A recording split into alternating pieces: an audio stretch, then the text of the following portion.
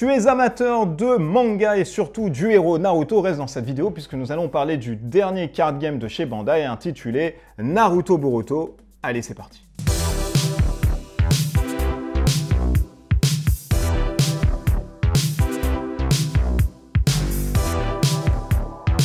Naruto Boruto The Card Game est le tout dernier jeu de cartes, bien évidemment, édité chez Bandai, fait pour 2 jusqu'à 4 joueurs si vous avez 2 corsets uniquement, et ça avoisine une partie à peu près d'une vingtaine de minutes et ça vaut une trentaine d'euros. Ce jeu de cartes à dimension magique, on va dire, puisque vous allez pouvoir constituer votre deck à l'avance et bien avant d'arriver sur votre plateau de jeu et de jouer, eh bien vous met en relation les différents héros et antagonistes du monde de Konoha, du monde de Shinobi et surtout du monde du Kishimoto qu'il a inventé pour pouvoir se latter dessus. Alors comment on gagne finalement à Naruto? Eh bien c'est très simple, pour gagner à Naruto Boruto, il va falloir détruire son adversaire. Pour ce faire, il a 5 points de vie, on a juste à lui coller 6 points de dégâts, c'est 5 plus 1, pour ensuite le rayer autour de la table. Mais pas que, si vous voulez jouer l'aspect stratégique, vous pouvez partir en quête avec vos shinobi, et si vous arrivez à avoir 5 points de quête, vous gagnez aussi la partie. Allez, sans plus attendre, voyons ensemble comment se joue ce Naruto Boruto, et c'est parti.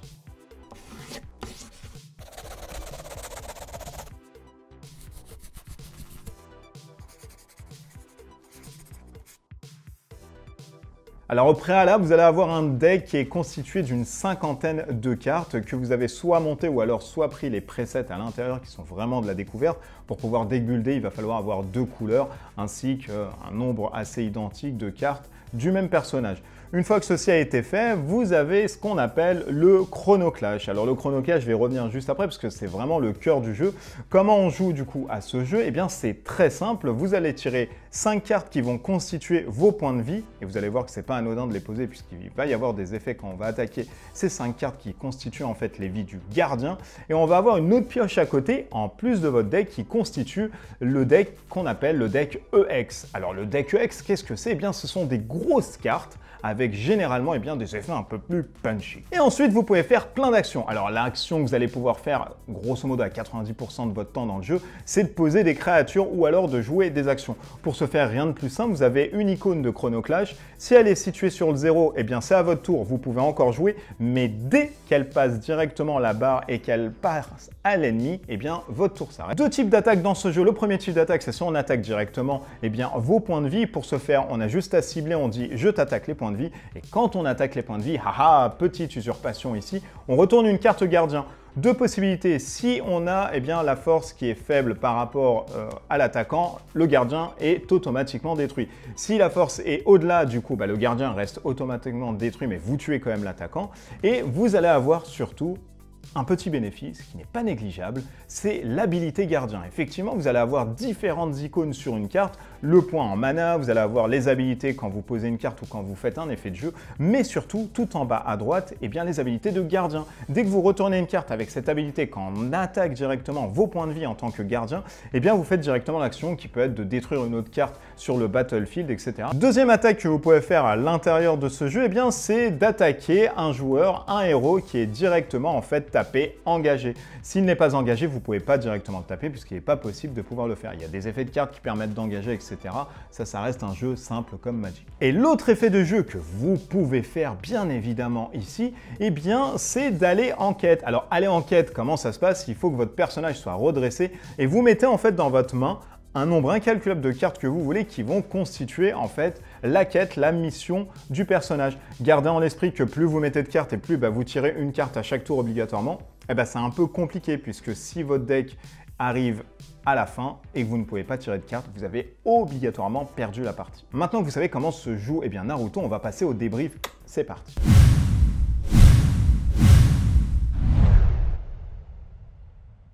Le débrief de ce jeu, je vais vous donner les points positifs que j'ai pu trouver à l'intérieur ainsi que les points négatifs. Point positif, c'est une fluidité au niveau des règles, ça va très vite. Le système de Chrono Clash est vraiment bien pensé. Moi j'aime bien cette petite échelle, etc.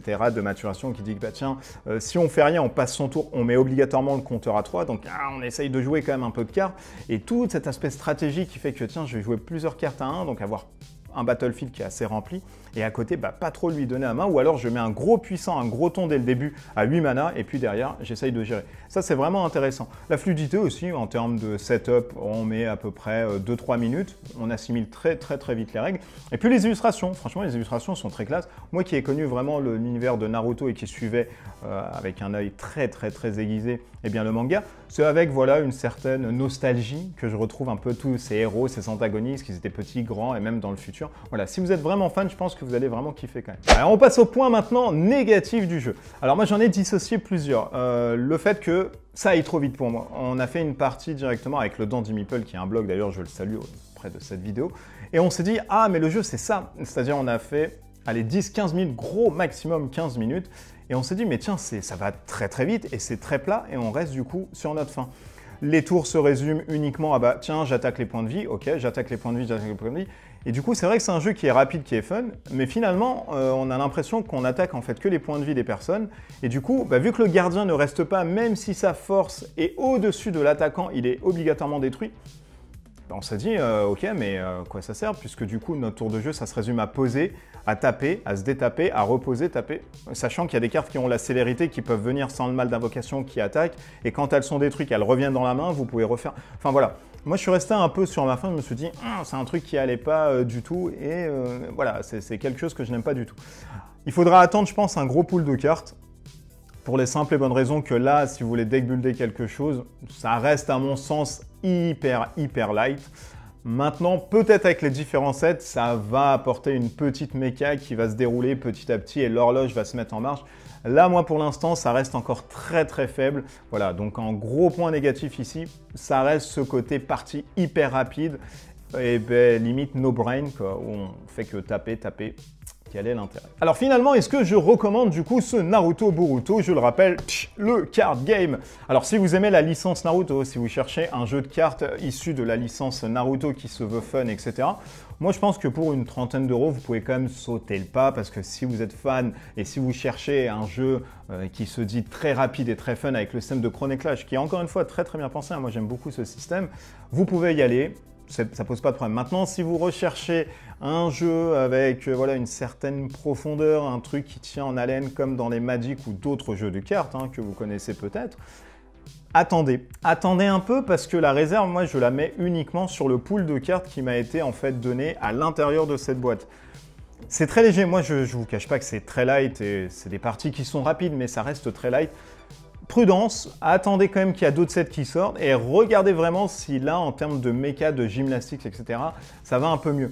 Il s'avère que c'est un jeu, même si vous voulez jouer avec des ados, etc., qui est très fun, vous pouvez le dérouler comme ça, il n'y a pas de problème. Donc à vous de voir, si vous êtes vraiment fan, vous cherchez un jeu de cartes qui se prend pas la tête, allez dessus. Et si vous cherchez un jeu voilà, un peu plus évolué à la Magic Style, attendez un pool de cartes un peu plus conséquent. Voilà, cette vidéo est finie. J'espère qu'elle vous a plu et qu'elle vous a donné un avis éclairé sur Naruto Boruto The Card Game. J'en profite pour vous dire qu'il y a une nouveauté sur la chaîne. Effectivement, j'ai lancé le blog Je Découvre, donc je vous mettrai le lien descriptif de la vidéo où vous allez pouvoir retrouver des news, des articles, tout ce qui passe par le Kickstarter Sphere et tout ce qui passe sur le jeu de rôle, tout ce qui passe sur les reviews. Donc voilà, vous allez retrouver l'ensemble des informations et des vidéos de la chaîne, mais en plus avec des news à l'intérieur de ce blog. Donc je vous y invite à aller checker, sachant qu'il y a d'autres chroniqueurs à côté. Et on essaye d'harmoniser un peu plus pour vous donner un tour d'horizon à 360 degrés. D'ici là, on se retrouve pour une prochaine vidéo. Jouez bien à bateau. Des bisous partout. Ciao, ciao.